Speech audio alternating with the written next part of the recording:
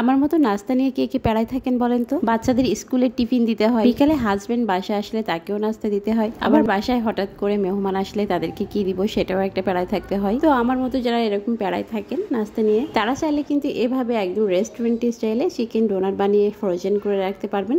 2 থেকে 3 মাস এটা ফ্রিজে রেখে খেতে পারবেন, আবার চাইলে যে কোনো সময় আপনারা বানিয়ে খেতে পারবেন। আমি কিন্তু এ ধরনের রেসিপি একটু বেশি বানাই, যেহেতু আমার বাচ্চার টিফিন দেওয়া লাগে প্রতিদিন।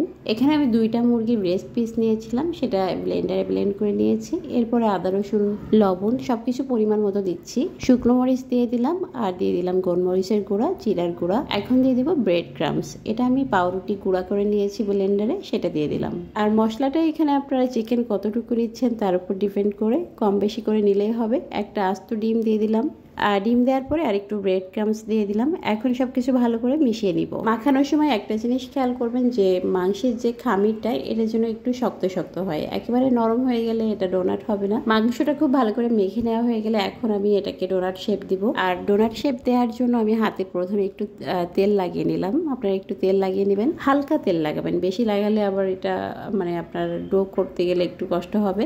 তো হালকা তেল লাগিয়ে নিয়ে এখন ডো করে মাঝখান থেকে ছিদ্র করে দিলেও হবে, কিংবা যে কোনো কাটার দিয়ে কেটে নিলেও হবে। আমার হাতের কাছে যেহেতু একটা কাটার ছিল তাই কেটে নিলাম, তবে আপনারা চাইলে আঙ্গুল দিয়ে একটু ছিদ্র করে নেবেন মাঝখান থেকে, তাও কিন্তু হবে। এই যে জাস্ট এভাবে একটু মাঝখান থেকে ছিদ্র করে নেবেন। এটা কিন্তু আপনারা যে কোনো যে ক্যাপগুলো আছে ওষুধের মুখে থাকে ওগুলো দিয়েও করতে পারবেন। আর হাত দিয়ে কিভাবে করবেন সেটাও আমি দেখিয়ে দিচ্ছি, আমি জাস্ট একটা দেখা দিচ্ছি, এভাবে করে কিন্তু করতে পারবেন। আর যদি এটা ডোনাট শেপ করতে অনেক বেশি ঝামেলা মনে হয় তাহলে স্কিপ করবেন, টোটালি ডোনাট শেপ করারই দরকার নেই। জাস্ট ছোট ছোট করে চারকোনা করে বা গোল করে এটা ভেজে নিলে সেটাও কিন্তু হবে। এখন জাস্ট আমি ডোনাটটা করার পরে একটু ময়দার সাথে কোট করে নিলাম।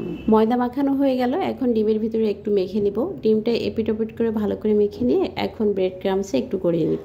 আপনারা যখন বাসায় বানাবেন তখন ডোনাটগুলো আগে বানিয়ে নেবেন, এরপরে ডিমের ভিতরে দিয়ে তারপর ব্রেড ক্রামসের ভিতরে দিবেন, তাহলে দেখবেন খুব দ্রুত হয়ে যাবে। আর এই ব্রেড ক্রামসটা কিন্তু আমি নিজেই বাসায় বানিয়েছিলাম। রুটি সাদা অংশের সাথে হাফ চা চামচ ফুড কালার দিবেন, অরেঞ্জ ফুড কালার। এরপরে ব্লেন্ডারে একটু ব্লেন্ড করে নিলে দেখবেন এরকম ব্রেড ক্রামস হয়ে গেছে। তারপরে আপনারা রোদে শুকিয়ে নিতে পারবেন, কিংবা আপনারা চুলার উপরে দিয়ে একটু নাড়াচাড়া করলে শক্ত হয়ে যাবে। এখন সবগুলো ডোনাট আমি মিডিয়াম হিটে ভেজে নিচ্ছি। ও আচ্ছা, এখানে কিন্তু আমি সবগুলো ডোনাট বানাইনি, কিছু ডোনাট আমি ফ্রোজেন করে রেখে দিয়েছি ডিপ ফ্রিজে। যে কোনো এয়ারটাইট বক্স কিংবা ব্যাগের ভেতরে কিন্তু ফ্রোজেন করতে পারবেন, আর এটা 2-3 মাস রেখে আপনারা খেতে পারবেন ইজিলি। যখন বাচ্চাদের টিফিনে দিবেন 2-1 পিস বের করে ভেজে দিবেন। বাসায় মেহমান আসলে ঝটপট বের করে ভেজে নিতে পারবেন, কিংবা আপনারা হাজবেন্ডের অফিসে কিন্তু এটা দিতে পারবেন। 2-1 পিস করে ভেজে যে কোনো তরকারির সাথে দিবেন, তাহলে দেখবেন খুব মজা করে খেয়ে নিবে। কারণ অফিসে কিন্তু প্রতিদিন খুব ভালো তরকারি দেওয়া পসিবল হয় না, মাঝে মাঝে দেখা যায় যে খেতে ভালো লাগে না, কিছু নর্মাল তরকারিও দেওয়া হয়, তার সাথে 2-1 পিস এরকম ভেজে দিলে